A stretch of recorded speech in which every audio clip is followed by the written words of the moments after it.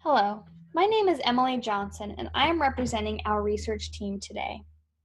Our presentation is titled Exploring Adversity and the Potential for Growth Among Iron Women Competitors, a focus on gendered labor and empowerment disempowerment.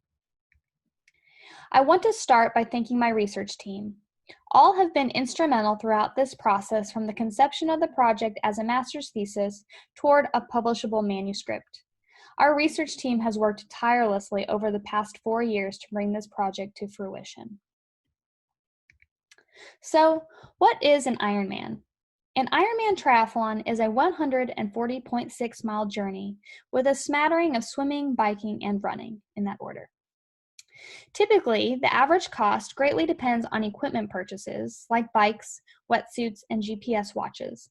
There's also the hiring of coaches, the taking of nutritional supplements, and a variety of injury prehab, post-hab experiences. Additionally, Ironman competitors experience a range of emotions and physical challenges throughout their journey, which include battling the elements, experiencing GI distress, and experiencing significant raw emotions and fatigue. This project was housed in the Women in Serious Leisure literature, the sport-related adversity and growth literature, and the popular feminism literature. Briefly, as Stebbins defines serious leisure, it consists of the systematic pursuit of an amateur, hobbyist, or a volunteer, sufficiently substantial and interesting for the participant to find a career there in that activity, in the acquisition and expression of a combination of its special skills, knowledge, and experience. As a leisure pursuit, triathlon requires substantial training in the sports of running, swimming, and cycling. Participants commonly train for multiple hours every day and often employ coaches or trainers to help them maximize performance. Since Ironman triathlon requires intensive physical training and significant investments in equipment and time and emotional energy, we consider Ironman triathlon a serious leisure pursuit in addition to a competitive sport. It has also been noted that women are particularly affected by issues of access and are critically aware of the threats to their leisure. So think traditional gendered expectations and physical power relations.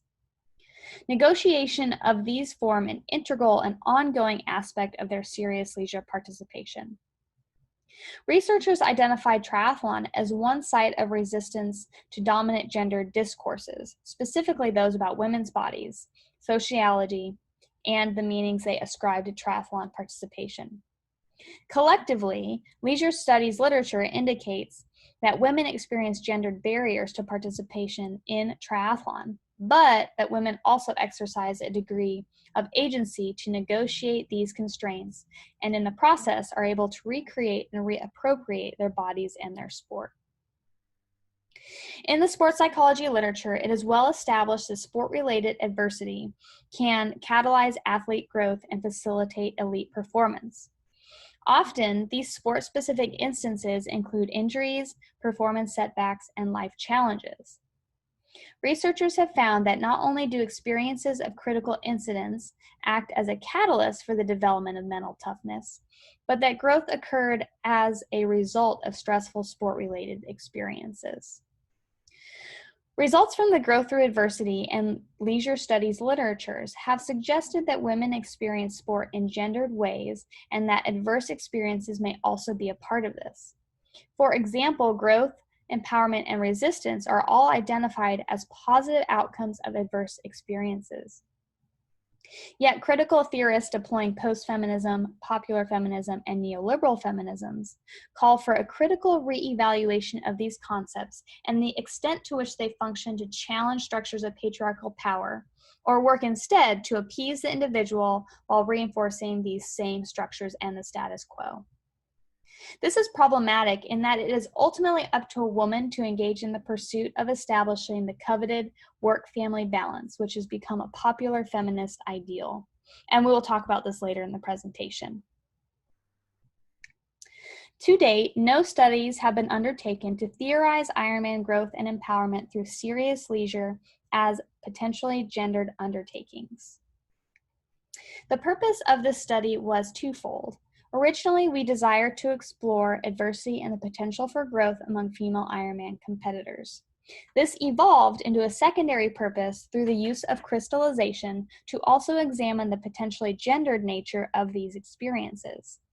In that, we theorized them as representations of popular and neoliberal white feminism. We utilized Tamminen and colleagues' 2013 interview guide and study as a jumping off point as they looked at elite female athletes and their experiences with growth through adversity. We utilized consensual qualitative research and a critical second analysis.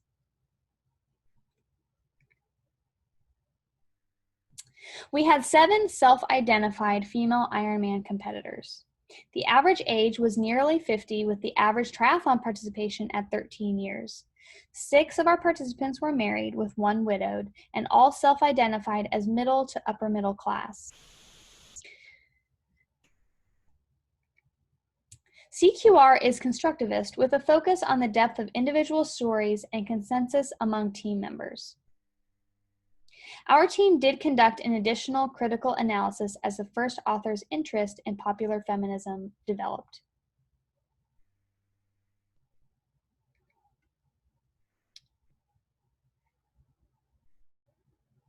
In CQR, the themes are called domains, and in this project, we determined 3 domains: catalyst to Ironman participation, experiences of adversity in Ironman participation, and meaning-making, growth through adversity. In the first domain, catalyst of Ironman participation had 2 categories: start of journey and participation motivation. Many of the participants started their journey later in life, and many times it was a result of needing to either cross-train or at the encouragement of a friend. The participants also continued to participate for many years, on average 13, as they valued the competitive outlet, the feelings of empowerment and of strength, and of increased energy, as you can see in the right quote here. The second domain, experiences of adversity in Ironman participation, had 3 categories: physical suffering, mental suffering, and balancing training with relationships. For physical and mental suffering, we are referring to the significant challenges the participants faced, including injury, relentless forward motion, and the mental games required to persist. For balancing training with relationships, the participants expressed the difficulties of finding time to train while also maintaining their, quote, normal roles during normal waking hours, as you can see by the quote on the right.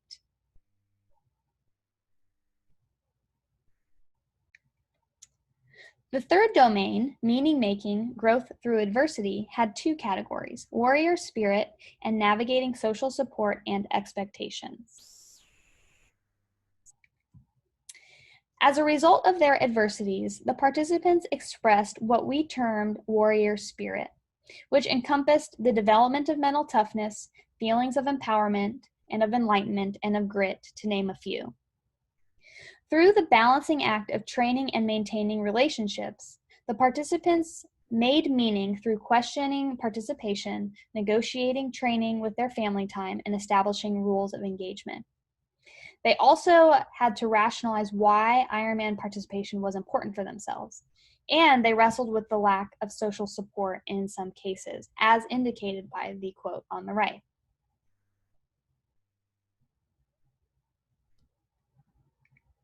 In thinking about power at play, the research team wrestled with the concepts of confidence and empowerment and the potential for those to be commodified. In 2020, Heineken critiqued how empowerment is promoted as a focus on self-improvement, self-efficacy, and personal transformation, which has directed attention away from structures that perpetuate inequality and toward the individual. These participants felt the weight of caring for their own well-being while also crafting a work-life or Ironman life balance. The research team questioned the extent to which Ironman triathlon is truly empowering, given the participants' relentless pursuit of their involvement in the sport while also managing their home lives. In the words of Bannett, Weiser, Gill, and Rottenberg from 2020, Positing balance as its normative frame and ultimate ideal, neoliberal feminism helps to maintain a discourse of reproduction and care work while at the same time ensuring that all responsibility for these forms of labor falls squarely on the shoulders of so-called aspirational women. In other words, as the participants were negotiating their involvement in Ironman, they were also striving for the work-family balance while maintaining gendered labor. Our major findings. Injury and work-life balance were major sources of adversity for our participants.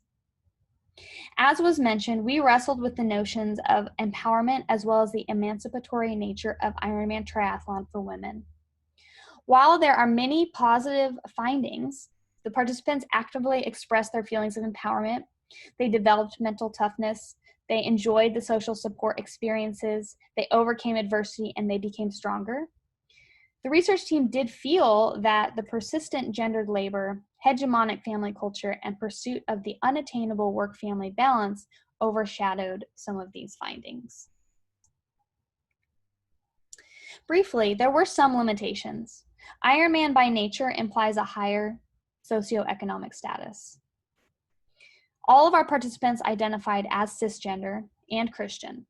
Only one participant self-identified as Asian, and only one participant was younger than 30 years old. As such, future directions include seeking out a more diverse participant pool, focusing on the younger generation of Ironman athletes, and further considering concepts of post-feminism, popular feminism, and neoliberal feminisms within Ironman culture. Thank you for your time. If you are interested in any of my references, I will be happy to send them to you.